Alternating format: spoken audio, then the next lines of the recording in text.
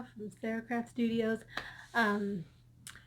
It is Thursday, April 9th, and I haven't recorded in a while because I feel like I've done a lot of knitting and I don't feel like I have anything to say. um, so anyway, I'll show you what I've been working on, but first you can find me on Facebook and Instagram and Etsy as SeraCraft Yarn. I have crazy hair. And you can find me on Ravelry as Sarah M. And then you can find my designs on Ravelry and Etsy. And that's Sarah Mahan for SeraCraft Designs. So, sorry, my hair's crazy. So, anyway, so I am the owner and dyer behind SeraCraft Yarn. I'm not currently dyeing yarn right now, and I actually took all my yarn out of the Etsy shop for right now because it's not feasible for me to get to the post office and package everything safely with the pandemic and everything that's going on. And also I feel that I don't like to dye yarn when my family is home because my son has asthma, so I'm not really dyeing yarn right now anyway. So I just have my patterns listed in my Etsy shop and then my patterns on Ravelry. So anyway, there's obviously a lot going on in the world right now, and I decided that maybe I could show you some of the stuff I'm working on, and it will bring you a few minutes of something fun to watch. So I think everybody is binge watching shows and movies and stuff on Netflix. I know I am, and I would love to know what you're watching and what you're reading, and try to think of what I'm watching. I've been reading a lot of books. I read 2 out of 3 books by Amber Crawley, and those were really good. That was the On Luna Time and In Light of Luna. I read both of those and enjoyed them very much. If you don't know Amber Crawley, she is the she used to dye yarn and podcast for Maker's Haven, and so she's still out there doing all kinds of crafty things, but she is now mostly writing and homeschooling her kids and that kind of stuff. So anyway, so I read those. I've read a few other books. I think I'm crooked. Sorry. Big thumb on the front. Anyway, and then I've read a few other things. I've been watching the rest of Ozark on Netflix and The Crown. And I have not been watching a lot of podcasts, a little bit here and there, but everyone's talking about the same stuff that's going on, and you know, it's all that's on social media, it's all that's on the news. It's like, I just need to not think about it all the time. So I just shut everything off or fast forward to the point where they're not talking about that, and then I watch. So that's what I've been doing. So I have several finished objects. So I'll show you first. I finally finished my Waiting for Henry Socks by Tabitha Gandy, except for weaving in ends, and I even still have my markers. I have to take those out. But I wanted to show them before I block them because I love this color. This is from Lolo Did It, but I have had a few experiences of hot pink dye from her and from some other dyers, but where it's bled a little bit, and so I'm nervous that it's going to bleed, and so it will be so disappointing. So I'll do all of the usual things like super cold water, will wash, vinegar and color catcher sheet, all that stuff. But when I've done that in the past, I still had some bleeding. So anyway, the purple that I used is just some random one that I found in my stash. And then the pink is Lolo Did It. The cream is my confetti colorway that I dyed, and it's also very similar to my vanilla cake. They're really similar, creamy based speckles, creamy base with speckles. I hope the lighting's okay. I'm down in the basement today because everybody's home, and it's really awkward to record when everybody's home. Okay. Okay, so those are waiting for Henry's socks. And then I finished a pair of socks for my son, but they're in the wash right now. And that was with yarn from Dana from Unwind. And they're just like a little simple short vanilla sock. But I finished those and I was playing around with crochet and I don't know how to follow a crochet pattern. Um, I don't know how to read a crochet pattern. I don't know all the different stitches and I can't read my crochet work very well. So I didn't follow a pattern. I just grabbed some cotton and a hook and tried to make a little washcloth and it turned out terribly. Look at it, so bad. But I don't care. It's just for scrubbing and I thought I would just try it out. I was trying to do something that was easier on my hands because cotton in general is really hard on my hands and hurts them a lot and my hands cramp. Um, but I really like handmade dishcloths, so I don't know what to do. I don't have a huge cotton stash. I just have a little, I have like probably 4 or 5 balls maybe. Um, and I don't know what the happy medium there is. So anyway, but with all that in mind, after I made this horrible crochet square, I couldn't decide what I wanted to work on. I really want to knit. I obviously have time to knit because even though we're doing stuff around the house and I'm, with the kids and everything all day, um, I have lots of time to knit. And so I wanted something really mindless because I just am having a hard time focusing and well, now I'm sleeping better, but for a while I wasn't really sleeping very well and I just was tired and I wanted to work on something, but I didn't want to think about it or follow an in-depth pattern. So I pulled out cotton and I used the same pattern that I had heard about a few years ago from Amber, Yarn Hoarder, and she uses, it's like grandma's dishcloth or something. I'll put the name at the bottom, hopefully. But anyway, I did 2 of those, and these are just all 3 of these are the sugar and cream or whatever cotton yarns from like Michael's or Joann's or whatever. But I don't know what the colors are. I don't have any of that with me, but so I have 2. So now I can put those into my little bin by the sink. And then I'm going to use this one just because. What the heck? And then the only other crochet that I've ever done, actually, is my crochet blanket. And I actually bound this off like a couple months ago or something like that. And I was going to use it as a scarf for my daughter probably because it's just really bright. And I thought, I'm never going to put that on the couch. It's so bright. I just don't like it. And then she said, no, I want it to be a blanket. So I picked it back up and started again. So it's huge. And I'm just going to make it so that it's as wide, like this way, as her body. And then it's very, very long because it was made to go on a king-size bed. And I don't know what the stitch pattern is. I mean, it's the one that a lot of people do their scraps with. And I don't know the language for crochet, so I'm sorry, but I don't know what it is. And it's multiple yarns. And it's really big. So, and I have a magic cake, and I'll probably make another one. We'll see how far I get on this because it's very slow. Because I'm not great at crochet, it goes very slowly. And I can't watch something really in-depth because I can't, if I need to watch the show, then I'm looking up at the show, and then if I need to do crochet, I'm looking down, and I can't do both. So I'm having to either listen to something or do this at another time because I just cannot do both. So, I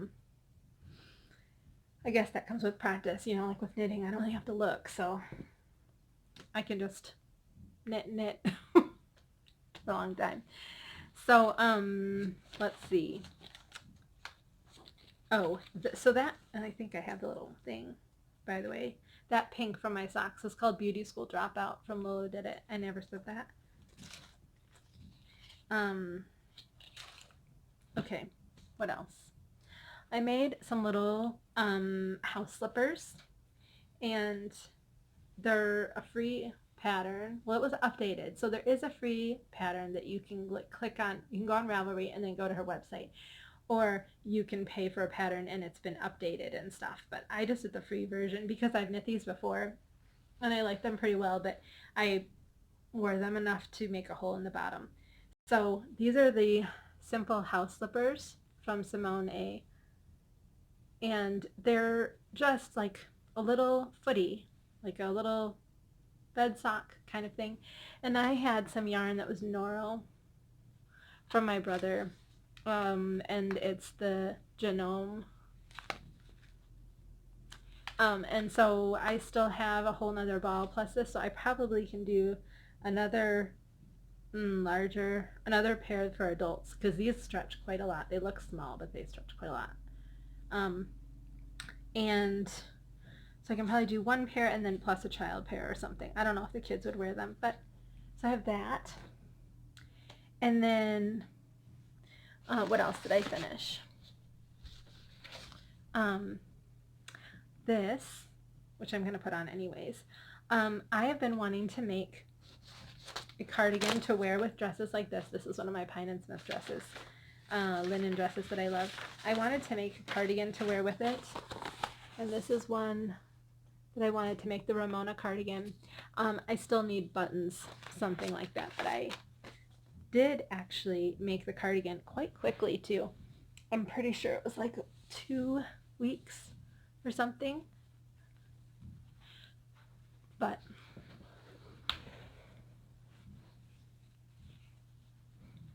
so it's perfect. The sleeves are not really long. They go just to about that bone on my wrist, and it's not super long, but it's perfect for over dresses, and I think I'll be able to wear it with jeans and stuff also. And this was, I used Blarney Woolen Mills Donegal Tweed,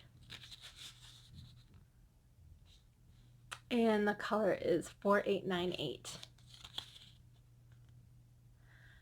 And this was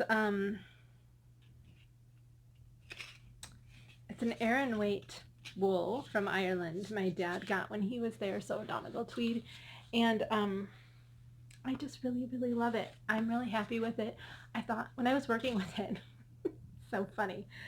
So when I was working with it, the yarn that would go over my finger like that left this like raw spot. It was a shiny pink spot, because it's quite rustic. I mean, it is not a super soft wool, but I only steam blocked it. I didn't even wet block it yet. I probably will, but I didn't really feel like it needed it, other than I might end of season do that. But it's warm today, but it's been quite cold still. So I think I will probably wet block it and add a little extra lanolin in with the wool wash, and then maybe that will soften it even more. But wearing it, it's great. When I was knitting with it, it hurt. It was really hard on my hands and dried out my hands, and left raw spots. I kept joking I was going to start a fire on my hand. And then when I would rub it up against my neck, you know how a lot of us knitters do, it was this red rash, and I thought, oh, I'm not going to be able to wear that. But I've been wearing it for like 2 days, and it's perfect, and I'm very happy with it. So, and then the other thing, I don't know where the other one is. Well, all right, I have one. I have 2 new patterns out. One of them is a sock pattern, and I'm just slipping, I don't know why I only have one sock down here, but I'm not going to go get it. This is called the Stripes of Joy sock, and it's just a really fun sock. So my idea was that I wanted a super fun sock that was a way to use all the mini schemes that we get either by trades or when you order one of the wonderful advent calendars and stuff for Christmas time. I felt like I was just collecting minis. And I mean, there's only so many blankets that you can make, or I don't know, for me, I just get super bored. really bored with blankets. And I know there's a few other patterns out there, but I just wanted something else, and I had this idea. So it has, the main color is Mosaic Moon, and then there's multiple mini skeins. Most of the ones here are from Loops, because this was an advent calendar that I traded with her. We did a swap. It was a swap that I had organized in my Ravelry group last year for SeraCraft yarn, and I probably will do that again this year because everyone really liked it. We had a good time. But mostly her yarn. There's also some, I think this one is spun, no. I want to say spun right round. That could be. Yeah, spun right round. And then this one is Suburban Stitcher. And then I think all the rest of them are O-loops. So anyway, but you can use any fingering weights. I used the main color for the ridges, which are like a garter ridge in between, and then I did a heel flap and gusset, which, I mean, you could trade out a different heel if there's a different heel that fits you better. I like a heel flap and gusset, so that's what I used.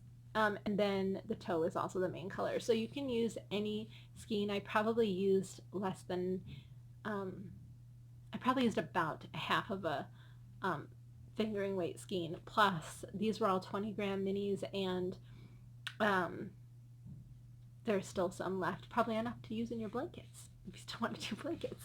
So that's the Stripes of Joy. That's one of my new patterns. And it is, it's on Ravelry and Etsy right now. The other pattern that's a new pattern of mine is called the Coliseum Cowl, and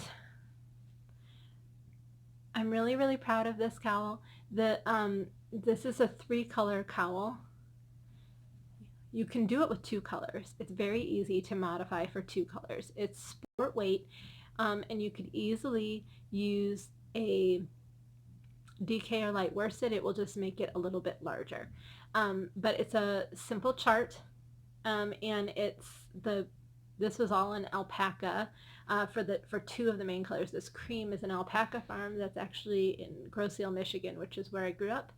And the gray, there's a charcoal right here, and that's also from alpaca farm. It's called the Gibraltar alpaca farm. And so anyway, so that, and then the multicolored one is oh my gosh, Spin Cycle. Oh my god, it just went away for a second, you guys. Anyway, and that was my first time using Spin Cycle, and I really like it. That was a skein that was gifted to me, and I would love to do a sweater with Spin Cycle. Like, I really like the Andrea Mowry. Why do I feel like I'm saying like a lot? Sorry. The Andrea Mowry throw over and throw back, where she does Spin Cycle. I would like to do that, except it's just a little bit more expensive than I can usually do. But I was thinking about using the Shepherd's Wool Crazy skeins from Michigan, because my local yarn shop has that, and I like to use yarns from my home state when I can. So anyway, so this is the Coliseum Cowl. This is free on Ravelry right now until April 30th. So it'll give you something fun to work on while you are quarantined. I still have to weave in my ends, but if I can get it over my, I don't know if I can get it over my hair. Oh my god. Okay. So it's just a real close fitting cowl, super cozy and warm. So, but I'm very proud of that one. So hopefully you guys will check that one out and grab that while it's free. And then, what else have I been working on? That's all for my finished objects. Okay, I also did pick up a blanket one night when I was bored, but I got really bored really fast. The log cabin blanket. And I'm holding, I think this is a size 6 needle. It's been so long since I looked. I am doing, let me see if I can, the Log Cabin Scrap Blanket by Stacy Perry on a size 6. I'm using the version like Kemper from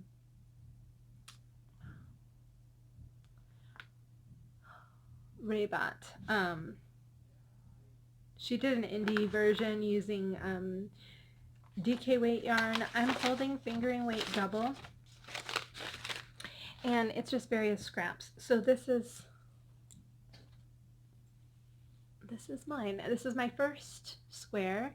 I'm on the last strip, and then I'm just going to keep going. But I sort of feel like I don't know how I want to keep going. I don't know if I want to continue with these pale colors. I don't know if I want to branch out and do something else. I don't want it to be too crazy, because although maybe it's fun to knit, that's just not the style. I mean, this is kind of a lot of color, but this was a quilt hand sewn by my great grandmother, and so it's special to me that way. But to choose something like that otherwise is not really my style, and so I'm not sure how wild I want to get with this. So I don't know what to do. I feel very indecisive, and I wanted to knit, like, start something new, and that was part of the problem, is I was just very indecisive. I couldn't make up my mind. So one of the ways that I dealt with that was I cast on a pair of socks, which was fine until I got to the heel, and I just didn't feel like working on the heel, so I stopped. But Molly from a Homespun House was knitting these crazy bright socks, and again, like, I don't wear crazy bright colors most of the time. I mean, they're a little here and there, I guess, but socks, I don't really care. They can be crazy and striped and whatever. But I happen to have in my stash this neon red. I mean, it's so bright. It's so bright. It kind of goes with what I'm wearing. It's super bright. It's Madeline Tosh Twist Light, and the color is called Neon Red, number 331. I bought this at Paradise Fibers here in town several years ago, and when I saw Molly making simple vanilla socks in crazy bright colors, I went, you know what, that looks fun. So that's what I'm doing, and these are marking every 10 rows for me, because I got that from Kay, the Crazy Sock Lady, and it really makes it easy to make matching socks. So it's just a simple vanilla sock. And I think I started a heel flap and gusset, but I almost want to rip it out and do a short row heel. But I can't decide, because I'm just indecisive. I don't know why. I don't know why. Anyways. So I'm working on those, and those are fun. So I'm on the first sock, and we'll see how that goes. And then the other thing I'm working on is an Andrea Mowry pattern. It is the Woolen Honey. There's got to be a picture somewhere. You guys probably all know it. So that's the Woolen Honey sweater. I am using Brooklyn Tweed Loft in a snowbound colorway. And I'm not very far. I had put it away for a long time to knit this and all the other stuff that you saw. So I just picked it up again the other night. So I'm still in the beginning of the yoke, but it has that fun honeycomb at the top. And I would really like to get through that part, because I'm enjoying it, but I just want something. I say I want something around and around and around, but then I get bored. And so I think what I'm going to do is go through my stash tonight or tomorrow and just pick out something I want to, like yarn I want to use, and then find a project. Because when I'm trying to think of what I feel like knitting, I can't decide. And I'm thinking maybe plain, like vanilla socks are kind of too boring right now. Maybe I should use a self-striping yarn and then do like a ribbed pattern of some sort. So it's something, I don't really know. I do know there's a little bunny pattern that I don't know the name of, but my daughter wants me to make it out of this, so I may do that. But usually that kind of stuff is sort of fiddly for me. So we'll see. Um, so anyway, I think that's like all my projects right now, which I say all. That's kind of a lot of finished objects. Otherwise, everything is good. We're okay. We're healthy. We're hanging out at home. I know a lot of people really struggle with being at home and trying to find things to do or keep them busy. Like I know there's some family and friends I have that, excuse me, are used to being out more and with friends more, and I don't know. I'm not that way anymore. I used to be, but I'm a homebody now and I enjoy being at home. Um, I'm trying to make the best of sort of this crazy, weird situation. And I will say, um, it wasn't very long ago that I was talking about how time was going so fast. Like, my kids are 9 and 5, and time just feels like it's flying by. And when we were in Italy last summer, uh, I really enjoyed my cell phone not being on all the time. I didn't have service all the time. Um, Everything was slowed down. We were at restaurants that would take a long time, and you just couldn't rush it. I mean, it was just sort of the way of the Italians, and I enjoyed just sitting there and having a coffee or a glass of wine and talking to everyone, and we just really enjoyed ourselves. And when we got home, it made me want to continue that and clean out things in my house that I didn't need and get rid of them, and um, spend more time not doing stuff, have less on my list. So while we were working toward that, everything was going well, and then all of a sudden this pandemic stuff started. And although it's this horrible situation, it is also this moment of, I thought, I wanted everything to slow down and like stop, basically. And it has. Um, and well, I wish it wasn't, um,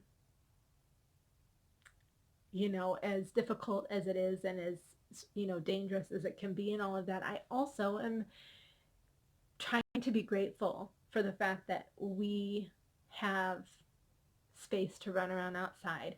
We have a garden going, we have chickens, we just got new baby chicks. And I'll insert a little video or something at the end, but I started seeds. I like to cook and bake, and I'm just taking the time to be with my family and enjoy doing all of those things again. And that's been really good for me and really good for the kids. We've been doing some school, not a lot, because I mostly just want everyone to be happy and healthy.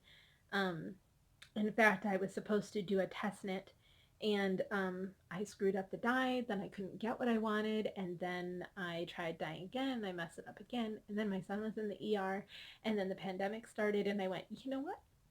It's one less thing that I need to be focusing on. I just need to be with my kids and my husband and not do that stuff. So I felt bad to not participate. But I also, just am at home. So, so the kids are helping me more in the kitchen like they used to, and that's really nice, and we're enjoying that. And we got 14 baby chicks the other day, so that was fun to get and to start that over. Lots of seeds for flowers and vegetables and stuff have been started. What else?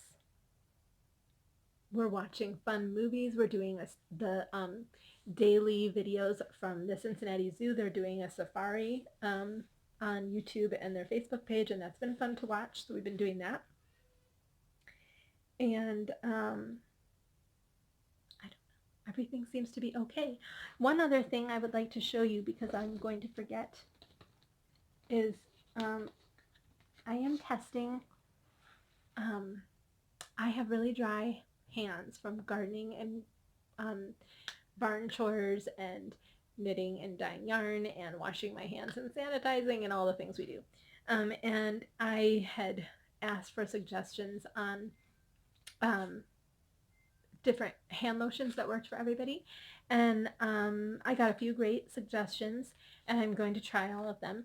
And one of them was my friend Wendelica. She owns an Etsy shop where she's such a crafty lady. Oh, Wendelica. Okay, she is a knitwear designer. She roasts coffee, which she sells, and she also makes body products, like beauty products.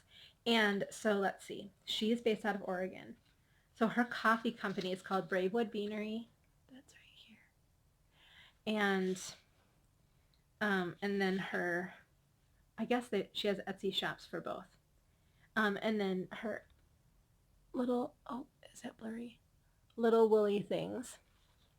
I don't know if that was blurry, so let me show it again. Let's see if I can not shake. That's better. Okay. So anyway, she suggested one that she makes, and I said, well, I would love to try that. However, we have nut allergies in the house. Like, my son is very allergic to peanuts and tree nuts, and many handmade lotions and salves and stuff have some kind of nut oil in them. And she said, well, this is a good chance to experiment. So she got into her little creative mode and she made a nut-free lotion for me, and she did two. One has shea butter, which we're safe with. That is a shea nut oil, but we are safe with that one. And she did one without it, both unscented little ones. And so I'm trying those this week, and I'll let you guys know what I think, because I'm really excited about that. So thank you so much. That was super sweet of you, and I really appreciate it. And I can hear my family calling for me. So I do have a few other little things to tell you about, but I think I may do another video soon, or I can either add it onto this or do it another time. We're all just figuring out ways to do things at home, aren't we? So I hope you're all doing well. I hope you're all taking care of yourself, and I will hopefully talk with you again soon. Happy knitting.